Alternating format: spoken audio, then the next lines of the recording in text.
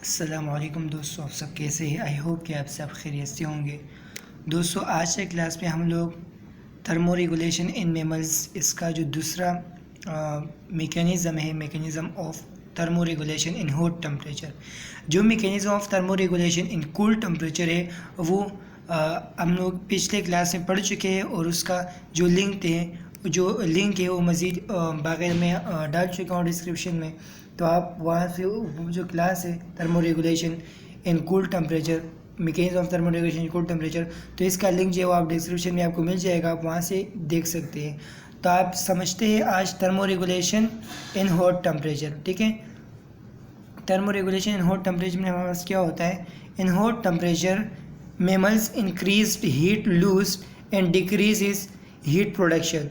Hot temperature में गर्मी में मेमल्स जो है इंक्रीज करते हैं हीट लूज एंड डिक्रीज करते हैं हीट प्रोडक्शन। मतलब ये है कि जो हॉट टेम्परेचर है, यानी जब गर्मी होती है, गर्मी का जब मौसम आता है, तो हम लोग क्या करते हैं, हम लोग कम से कम जो हीट है वो बनाना चाहते हैं, यानी हमारी जो बॉडी है वो कम से कम हीट बनाती है और ज़्यादा से ज़्यादा हीट जो है वो हमारे पास क्या करती है, एक्सपेल करती है, लूज़ करती है, एक्सक्रीट करती है। ठीक है, it is achieved by following two methods, और ये अचीव किया जाता है फॉलोइंग टू मेथड्स की मदद से। पहला जो मेथड है वो फिजियोलॉजिकल मैकेनिज़्म और दूसरा जो मेथड है वो है बिहेवियरल मैकेनिज़्म। ठीक है, तो फिजियोलॉजिकल मैकेनिज़्म में हमारे पास it occurs by following methods. इसमें हमारे पास फिजियोलॉजिकल मैकेनिज़्म में फॉलोइंग मेथड होता है, जिसकी वजह से हम लोग जिसमें हमारे पास ये मैकेनिज़्म जो है वो मुश्तमिल है। तो वेजो डायलेशन पहला जो है, इसमें वेजो डायलेशन है। वेजो डायलेशन, डायलेशन का मतलब है एक्सटेंड होना। डायलेशन का मतलब क्या है, एक्सटेंड होना। और वेजो का मतलब वेसल्स, यानी वेसल्स जो होती है, वेजल्स यानी वेंस जो होती है उसका एक्सटेंड होना। ठीक है, the dilation of skin blood vessels occurs, dilation होती है स्किन ब्लड वेसल्स की, विच increases the blood supply, which increases the blood flow toward skin. और जब डायलेशन हो जाती है स्किन ब्लड वेसल्स की, तो उसकी वजह से जो ब्लड फ्लो है टुवर्ड्स स्किन की तरफ वो इंक्रीज़ होना, तो वो इंक्रीज़ हो जाती है। यानी जो ब्लड फ्लो है, ब्लड का जो फ्लो है वो स्किन की तरफ ज़्यादा से ज़्यादा हो जाती है। And this more heat is lost, this is marked in limbs. और फिर क्या होता है कि मोर हीट यानी ज़्यादा से ज़्यादा हीट जो है वो लॉस्ट होती है, और ये जो मार्क किया हुआ है लिम्स में, यानी ये जो प्रोसेस है ये लिम्स में होता है। ठीक है, हमारे जो पाँव और हाथ है, तो गर्मी के मौसम में क्या होता है कि वहाँ पर जो ब्लड सप्लाई है वो ज़्यादा से ज़्यादा हो जाता है। जैसे कि कूल टेम्परेचर में हम लोग पढ़ रहे थे कि reduction of blood supply towards skin, कम हो जाता है ब्लड सप्लाई, लेकिन वो सर्दी में, गर्मी में ज़्यादा से ज़्यादा हो जाता है ब्लड सप्लाई टुवर्ड्स स्किन की तरफ, ताकि ज़्यादा से ज़्यादा हीट जो है वो लॉस्ट हो। ठीक है, और हमारी बॉडी जो है वो फील करे, कूल डाउन फील करे, यानी हमारी बॉडी जो है वो कूल डाउन फील करे। ठीक है, अब स्वीटिंग, इवापोरेटिव कूलिंग ओकर bye means of secreting sweet.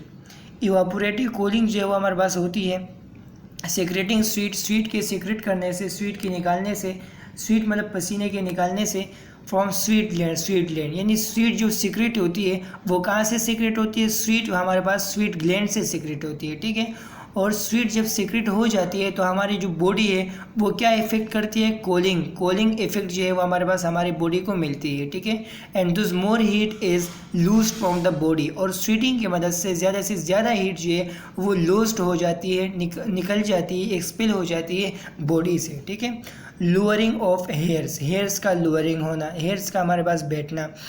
तो दोस्तों, गर्मी में आपने नोट किया होगा कि हमारे जो लिम्स है, यानी हमारे जो पाँव और पैर से उसके जो हेयर्स है वो क्या होते हैं, वो हमारे पास लोअरिंग होते हैं, नीचे होते हैं। लेकिन सर्दी में एरिक होते हैं, एरिक्शन ऑफ हेयर्स। वहाँ पर हम लोगों ने पढ़ा था ना कूल टेम्परेचर में एरिक्शन ऑफ हेयर्स। तो यहाँ पर गर्मी का मौसम है तो गर्मी का पड़ रहा है, तो लोअरिंग ऑफ हेयर्स। ठीक है, due to the relaxation of erector pili muscles के रिलैक्स होने की वजह से लोअरिंग ऑफ हेयर्स ओकर्स, जो हेयर्स है वो हमारे पास लोअरिंग हो जाती है। ठीक है, this more heat is lose, तो फिर हमारे पास ज़्यादा से ज़्यादा हीट जो है वो लॉस्ट होता है फ्रॉम द बॉडी से। अब है metabolism. In hot temperature the rate of metabolism decreases. Hot temperature में जो मेटाबॉलिज्म का जो रेट है वो डिक्रीजेज होता है। मेटाबॉलिज्म जो है वो हमारे पास क्या है कि मेटाबॉलिज्म जो है वो बॉडी के अंदर रिएक्शन होता है जिसमें जिसकी रिएक्शन होने की वजह से हमें हीट मिलती है, ठीक है।